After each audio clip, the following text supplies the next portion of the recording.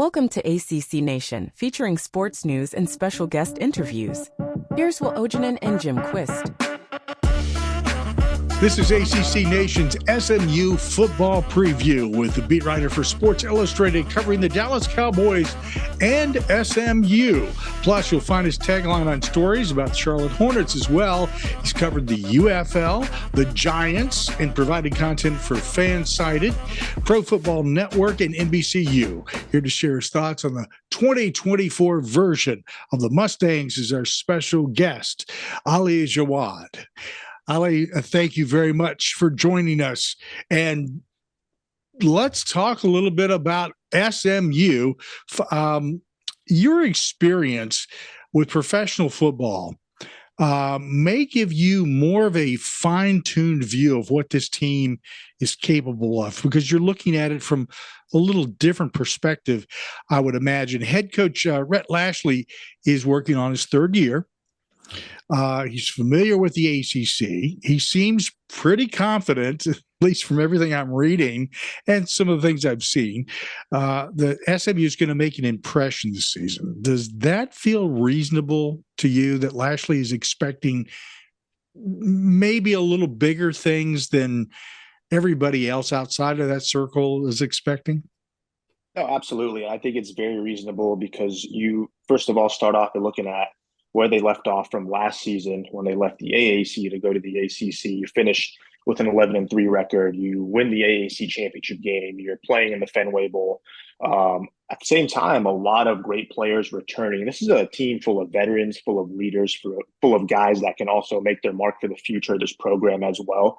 So I think there's a lot to like about this team going to this year. I think Coach Lashlee really has every reason to be optimistic about what this team can do in its first year back playing big time college football in like the last 2-3 decades. And look back in the 90s when they last played big time college football. So to be back in this stage, big for this program, and kind of where they are right now, it's kind of like the right time for them when you consider everyone that's coming back and the momentum leading up to this season. So they're kind of hitting the right time to go into a season playing bigger opponents, just having all that momentum. And I think, again, Coach Lashlee definitely has a lot of reason to be optimistic and excited about this team. I'm glad to see you guys in the ACC. I think you're going to make a great addition to this overall picture and probably light a fire under some teams that need because SMU is going to come out smoking. So I'm looking forward to that. Will, let's get into some X's and O's. All right. Well, again, welcome to the ACC, Ali. Good to have SMU here. I feel like this program is kind of a sleeping giant with the fertile recruiting grounds Texas provides. So really excited to see what they can do. But I want to start on the defensive side of the ball because I feel like where SMU's success will be depends on how this defense does it, especially up front, because we know when they had a few opportunities against some of the last year Power 5 teams, they didn't play as well. And I think to Rhett Lashlee's credit, especially on the defensive line, they really loaded up in the portal in the offseason. Plus, I think the first couple of games of that schedule is going to kind of give them an opportunity to figure out like some good rotations as to when, what are the best ones as we get deeper into the season. So what are the names we need to know on that defensive line? Yeah, absolutely. For starters, it starts with Elijah Roberts, who was a potential All-ACC pick last season, recorded 37 tackles, 21 solo, led the team with 10 sacks. He's actually a guy from 22 to 23 they got in the portal as well. And then some of the other guys they got in as well that can be very disruptive for them this season. They brought in Jonathan Jefferson from Georgia, transfer. Mike Lockhart, West Virginia transfer as well. Guys that can definitely wreak havoc there in the opposing backfield. So I think it's great to have some of these guys because when you're going into that bigger competition, you put in your mind that, hey, we need to get guys in the portal that have played big time college football. They can bring that experience to our team. And so to have some of those guys up front on defense, that's already a big win right there for the Mustangs. So linebacker, you got a couple of guys returning with Kobe Wilson and Ahmad Walker. And I thought it was very fascinating to see that their stat lines were almost mirrored each other, like to a T in terms of solo tackles, sacks, interceptions.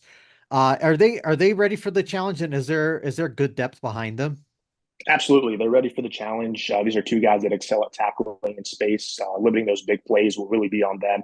Another guy that really stands out, who I think is a rising star for this defense, Alexander Kilgore, appeared in all 14 games last season, 26 solo tackles, 6 tackles for loss, 3.5 sacks, and an interception against Boston College in the bowl game. So a ton of experience and athleticism in this linebacking core that I think Lashley and defensive coordinator Scott Simmons has a lot to be excited about as well going into this season. So secondary, I thought they were a pretty solid secondary last year, and then they did add a couple names in the portal. It feels like this is even with some of the experience they bring back, I should feel like they're going to be ready for this challenge this year.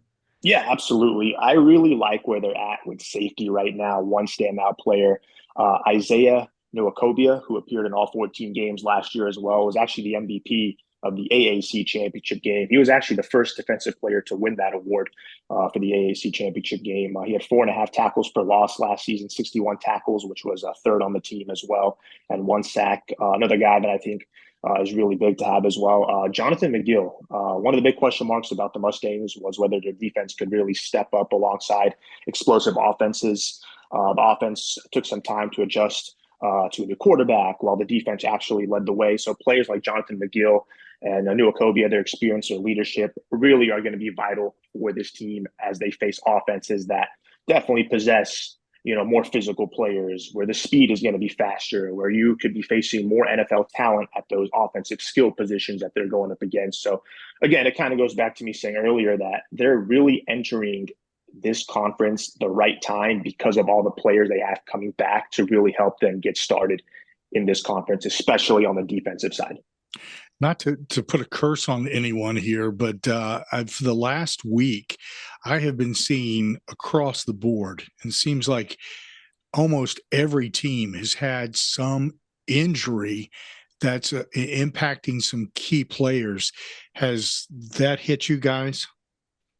Not at the moment, thankfully. I know late last year, the leader himself and Preston Stone went down with a broken leg prior to the AAC championship game. Thankfully, Kevin Jennings came in and quarterbacked them to winning that conference title game. So I think you can look at it as, hey, if a player like Stone went down, you have a guy that is capable of coming in a big moment and can lead you at the game's most important position. As of right now, thankfully, nobody comes to mind that I know has gone down or has, suffered a serious injury that could set them back. Also talking about some of the depth they have in different areas. They're very deep in a lot of skill positions and up front on the line as well. So, that's another big thing as well. When you go into this type of a conference, you're going to have those injuries, and you're going to want to really hope that the guys behind your starters can step up and keep that momentum going. So thankfully right now, continue to knock on wood that no big injuries happen. But, should it happen, hopefully not again at quarterback. Or at least they're very comfortable knowing they have a young kid behind Preston Stone that can really step up and help lead the charge as well. If anybody needs to knock on wood, I'll lend my head. That'll take care of the problem there.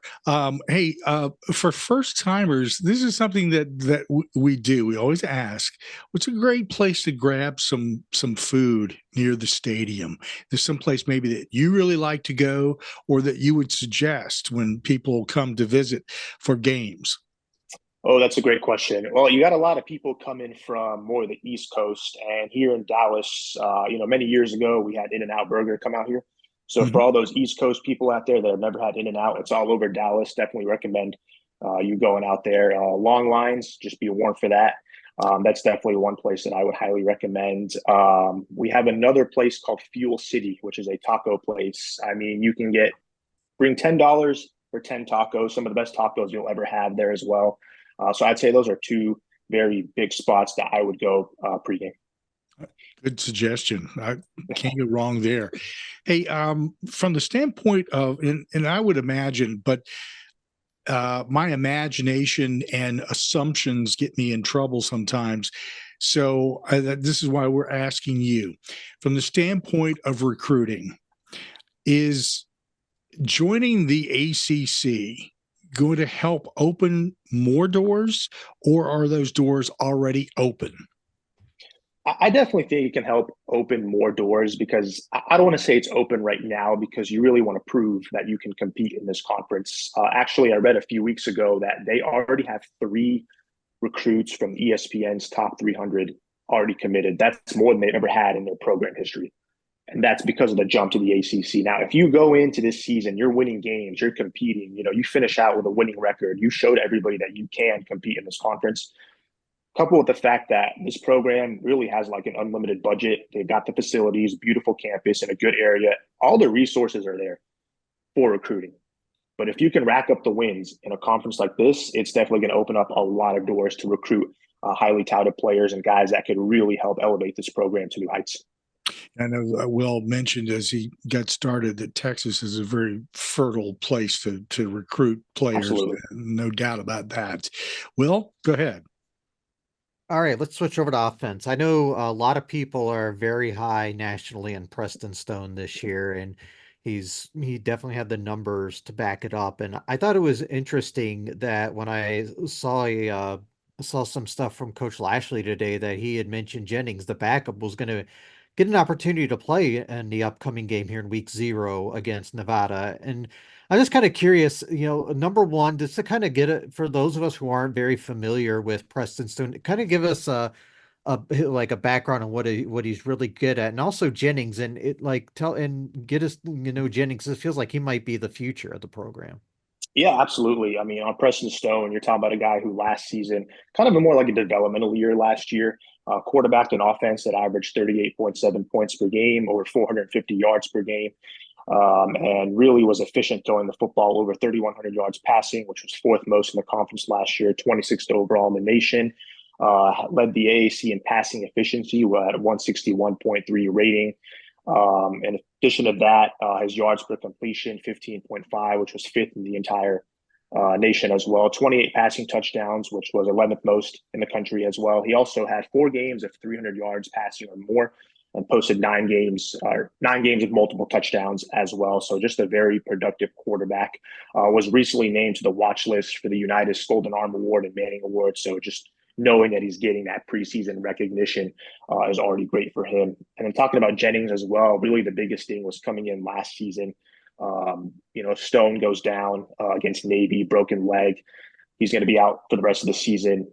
Go to the AAC championship game. You're without your quarterback. You're facing Tulane, another good program as well. And in comes Jennings and comes in. He leads them to victory. They win the AAC title game.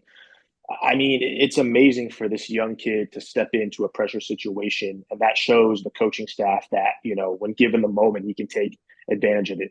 Wasn't one game, yes, but it was a pretty big game, Played the bowl game, obviously, the week later as well. Bowl game that they lost, obviously, to Boston College in the Fenway Bowl. But given the fact that this kid can come in that type of a situation and show the poise that he showed, I think that has that should show fans a lot of reasons to be excited for where they're at quarterback. And I can see why Coach Lashley would want to get him some snaps this week against Nevada. Obviously, this is a game that you feel like you can run away with. So maybe in the midst of potential garbage time, you want to get him in. If you're up in this game by 4 touchdowns going into the fourth quarter, I get garbage time may not mean much, but to guys like that, it means everything. The repetition, having stuff on film to put out as well, getting accustomed to the competition after, an entire offseason being away from playing competitively. Now you're in the competition again. So I really think this is shaping up to be a great quarterback room, not just this year, but going into the future as well. I'm kind of intrigued by this running back room. It's the leading returner is Jalen Knighton, a former Miami player who's come in and really helped this team. But they don't really rely on one people. They like to use quite a few backs in this in this room. Who do we need to know outside of Knighton? Yeah, outside of Knighton, keep an eye on L.J. Johnson Jr. Rushed for 576 yards, had 4 touchdowns, 5.3 yards per carry, playing behind Johnson. He also registered 3 100-yard rushing games last year as well. Excuse me, played behind Knighton, registered 3 100-yard rushing games as well. Kamar Wheaton, another guy to mention as well, 410 yards off just 83 carries. Also recorded 5 touchdowns while averaging 4.9 yards per carry as well. They also brought from the transfer portal, listed actually as a running back on the roster on their website, Brashard Smith from Miami. This is a guy that brings a lot of versatility as a running back, as a receiver. as a returner as well. So as you mentioned, they don't really have that one guy. Maybe right now Knighton is that guy.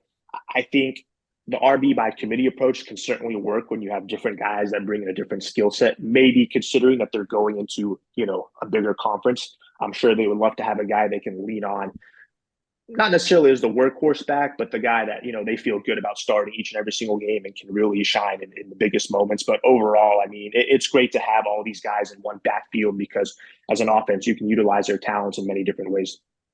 Yeah, and the same goes at receiver. Nobody has one of those like huge seasons in terms of the statistical, but they're all, very close together. You're not seeing a guy with 1,000 yards, but you see a bunch of guys with 400 or 500 yards. And let's throw in tight end RJ Maryland, who I know you personally are pretty high on as well. Correct. Absolutely. I mean, Maryland was named to the Mackey Award watch list.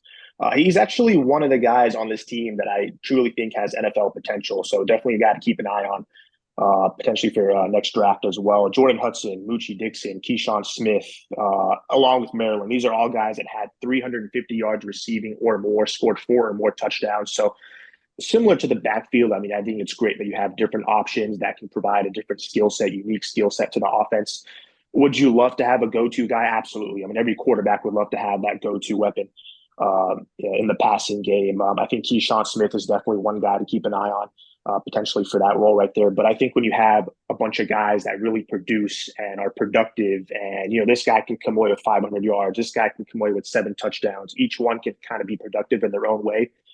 I mean, as long as coaching, can bring out the creativity, with this offense and with these guys, I mean, there's a lot of talent surrounding Preston Stone this year to a point where I really think this offense and Stone can really elevate his game. And this offense can make a lot of noise with all these weapons they have.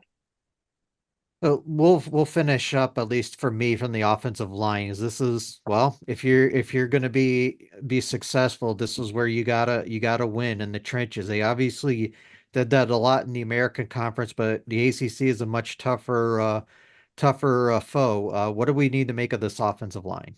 Yeah, absolutely. A lot of experienced players: Justin Osborne, Logan Parr, Ja'Kai Clark, Savion Byrd as well. Guys that bring a ton of experience. I know the departure of Marcus Bryant, obviously transfer portal guy, definitely took a hit on their offensive line. But the coaching staff already taken the steps to address it back in December. I mean, Rhett Lashley's been proactive in recruiting talent from the portal to bolster this team, especially up front.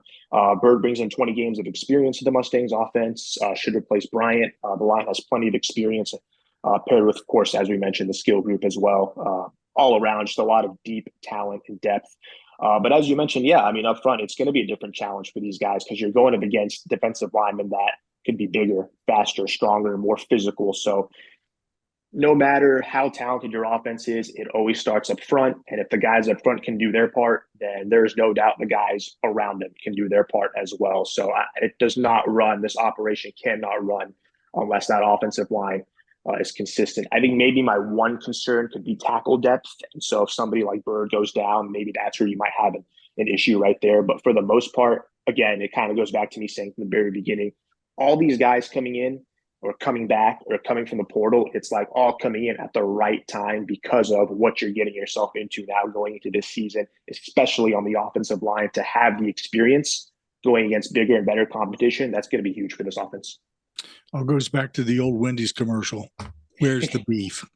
So I wouldn't expect either one of you to remember that, but Hey, I remember that. Hey, you're showing your age. All right. You mean the gray doesn't? Catching up a little bit there, buddy. That's because I've been hanging around you for how many years? Well, that'll do it. That'll put gray hair. Just remember this. This will put gray hair hanging out with me. So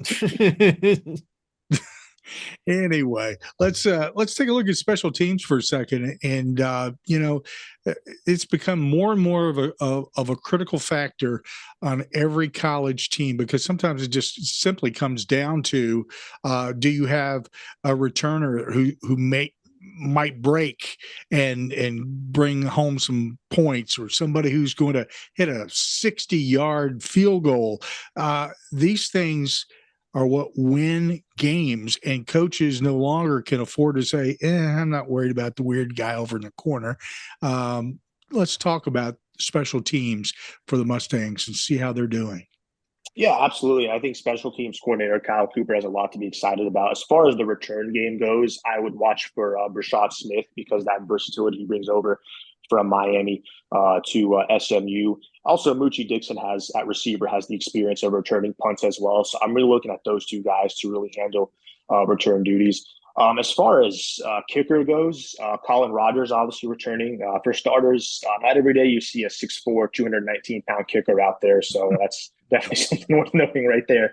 But last season was 20 of 27 on field goals. He's got a big leg. He kicked a 51-yarder last year against Rice. School record last year in PATs with 66 out of the 67 attempts going through. Attempted 102 kickoffs. Those kickoff yards overall resulted into over 6,000 yards. So overall, a starting kicker with a solid 2023 season, strong leg, accuracy, particularly within the 40-yard range as well. That to me, I mean, if you're putting together a list of the 5 most important things this program needs, it is, I'm mentioning Colin Rogers in there because when you're going into bigger competition, having a reliable kicker is brutally important. I mean, sometimes it's a position that all of a sudden the pressure of a quarterback can flip onto the pressure of the kicker to make that kick. A field goal that you miss in a game, like come back to haunt you later on, or to make the game-winning kick. So having a guy like Rogers is going to be great for them as well. One thing to highlight, though, that really stands out to me, their punter position. They have 5 different punters, 4 of which have not even played a down of college football. So a ton of inexperience there. One of which, Isaac Pearson, came from Texas, played in 1 game. So that might be your most experienced guy right there. And then, of course, can't forget the long snapper. Will Benton IV should continue that responsibility. Played every game last season. So based off, obviously, the experience and how long he's been there, at least they have that position down. So overall, that's where their special team stands. Again, I just think it goes back to, yes, trying to figure out who can be your return guy. Again, I really like Brashad Smith because he handled it well at Miami. And, of course, Colin Rogers being a very important piece for this team going to this season. So let's synopsize our schedule here for a second. Week 0, which is this week, by the way, Nevada. That's the first game, and then HCU, and then BYU, and then TCU. It just keeps on a roll here. So give us your impression of each one of these games. Yeah, absolutely.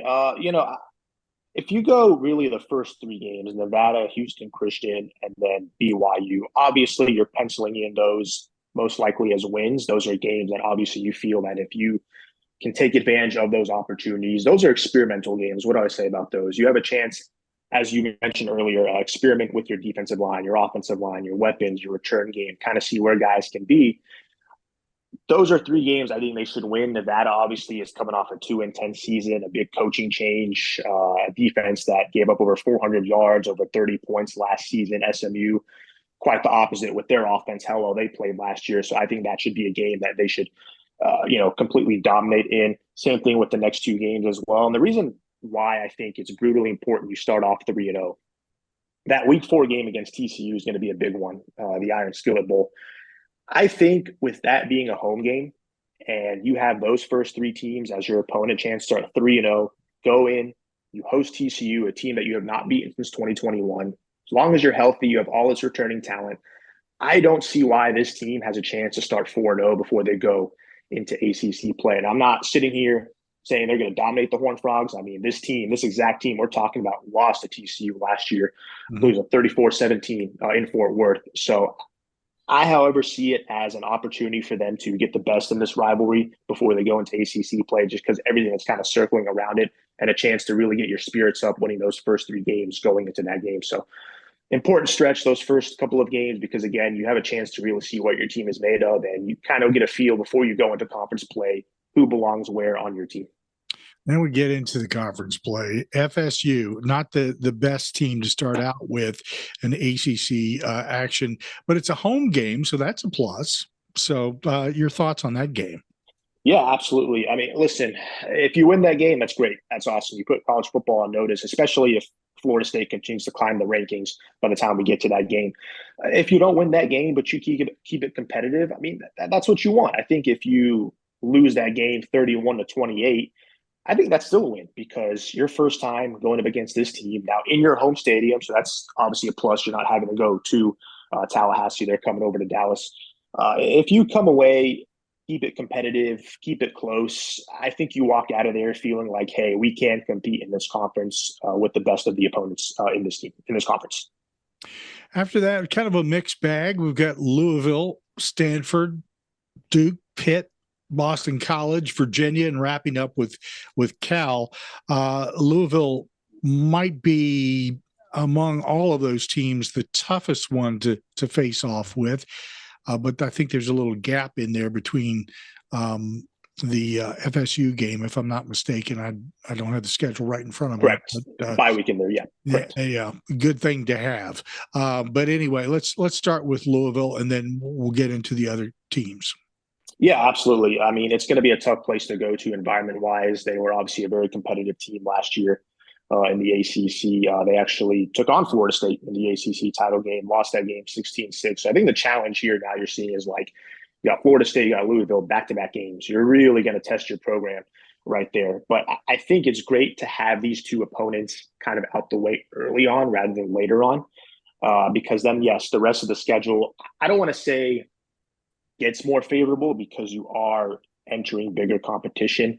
I know Florida State's their only ranked team on the schedule, but again, when you're stepping up to a bigger conference, it's going to present a lot of challenges. But I think that game in Louisville is going to be a tough one based on the fact that just a big crowd environment right there going into that game. So it'll be interesting to see how that one comes out.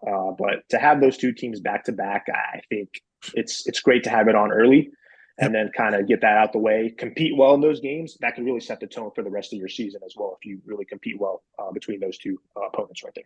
You hit it on the head perfectly with the environment at Louisville, because that is an environment. Next up, Stanford, Duke, and then Pitt. Yeah. And so when you look at those teams, you know, I get it. They're not ranked. I understand they're not as tough as those two other teams we just talked about. But at the end of the day, remember, you are stepping into a conference where talent is greater, more eyes are going to be on you. You're going up against teams that are going to be much more physical. You may have guys that bring in bigger size, speed, the hits could be harder, whatever the case may be. So I see a lot of talk of like, oh, it's a favorable schedule because so many unranked opponents. I never look at rankings. Like, I understand Nevada is not the same as going to Pitt or going to play, or they host Pitt, or going to play at Duke. You know, I understand why you would say Nevada, Houston Christian are going to be wins for this team. But then when you take a look, and those two teams being unranked, but then when you take a look at some of these other teams, well, you know, again, these are teams you're going to be seeing consistently year in, year out, obviously, as well. So when you take a look at these teams and you realize, you know, how big the competition is going to be, and keep in mind too, Florida State, Louisville, Stanford, kind of backtrack a bit, Louisville, Stanford, and Duke. So after Florida State, you're not playing a home game again until November. So you're going all of October. You have your bye week in there, obviously. You're going all of October on the road, though. So that's obviously going to make it a tough stretch as well, too, going into those back-to-back road games against Stanford and Duke, considering the fact that you're going 3 consecutive road games in the ACC. You're traveling out east and, of course, up west towards Stanford. So a lot of travel to put in there, a lot of back-to-back games. So that bye week really hits at the right time going into that October stretch. Yeah, so the final couple of games there, you know, of course, Boston College, Virginia, and then Cal. Thoughts on those 3? Yeah. And so Boston College, this is the team that you got to remember. I have this one highlighted in the schedule because this is the team that you lost to in the Fenway Bowl last season. And so was it 23-14 was the final in that game. So here you go. You got a taste of that ACC matchup back in back in December. But the thing is, you know, again, it was with Kevin Jennings, and all due respect, Kevin Jennings did his part to help them get to that point, winning the AAC title game. But you're not Preston Stone for that game. Now, again, knock on wood, you're hoping he stays healthy. You'll have Preston Stone against Boston College. You're hosting Boston College as well, so you get a break from the road travel as well. Go to Virginia, California. I think that stretch of games from, I would say, you got Stanford, Duke, Pitt, Boston College, Virginia, California. I think the only game you potentially drop there could be Boston College, but I think the other games right there, they should come out with wins, in my opinion. Will, any final questions? No, not so much a question, but just a thought on that the game of Florida State, being that's the kind of the big one, and it is SMU's first conference game. I think I don't see why SMU can't just go in the game playing really loose. You're playing, the defending champion. There's going to be a lot of buzz around that game.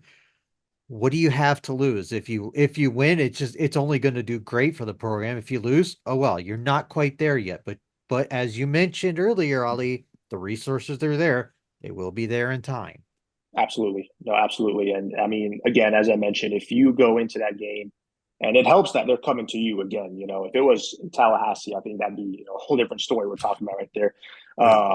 But if you, again, come out of that game, you lose by 7 points or less, you walk out of there feeling happy, because for this to be your first game in the ACC, I like it. Throw them in there. Let's see what they're made of right away. This program has been long waiting for this opportunity. Give them the big team in the conference, and let's see how they compete. Come out and compete well.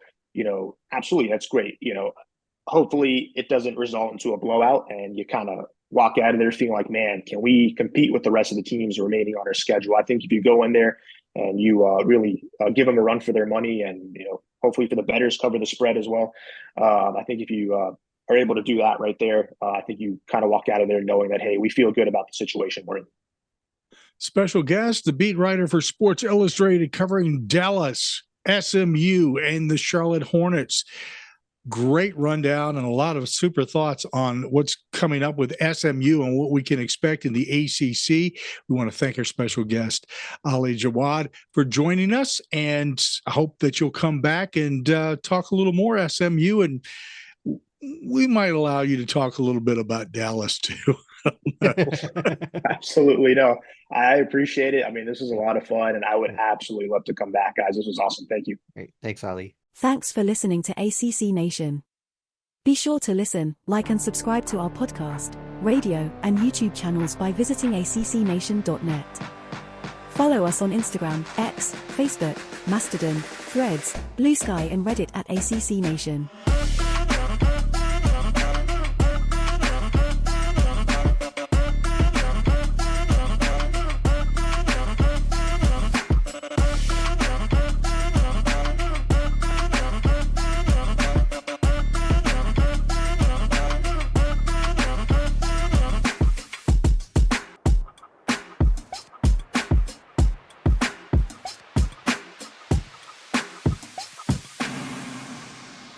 ACC Nation.